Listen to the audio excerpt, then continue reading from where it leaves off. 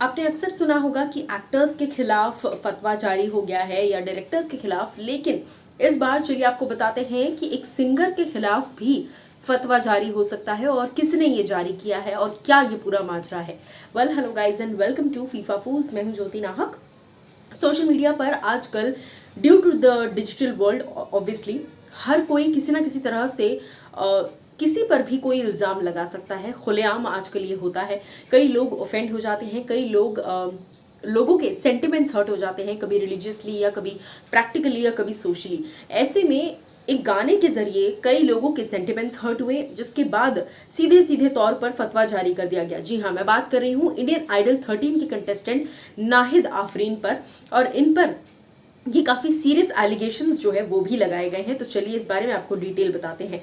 आपको बता दें कि वैसे तो कहा जाता है कि म्यूजिक की कोई लैंग्वेज नहीं होती, music is unbound and immortal forever, it lives forever. और म्यूजिक का कोई लैंग्वेज नहीं होता। जैसा मैंने कहा, आप कहीं के होके कहीं का भी म्यूजिक सुन सकते हैं। It is all about love and affection that you feel for the tune.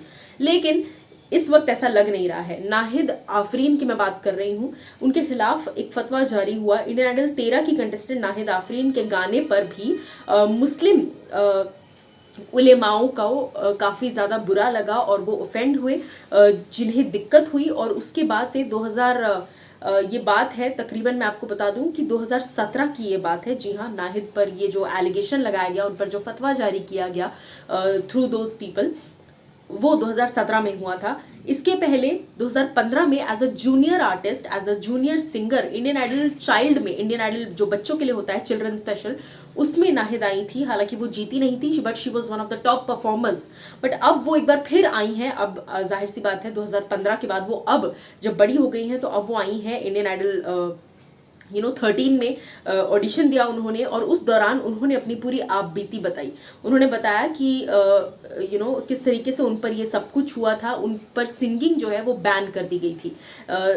कहीं ना कहीं वो कहती हैं कि सेंसेक्स एंजॉय कर रही थी और मुझे झटका लगा था 2017 में गाना गाने की वजह से मेरे खिलाफ फतवा जारी किया गया। यहाँ तक कि मुझ पर मामला भी हुआ और मुझ पर हमला भी किया गया था। जी हाँ, मुझे गाना गाने से रोक दिया गया। मेरे गाने से कई लोग ऑफेंड हो गए थे और उसके बाद से मेरे पर एलिगेशन तो लगी ही लगी, मेरे पर हमले करवाए गए।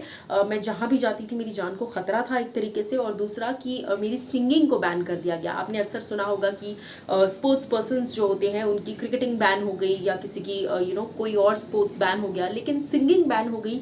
ये आपने शायद पहली बार सुना होगा, हमने भी पहली बार सुना है।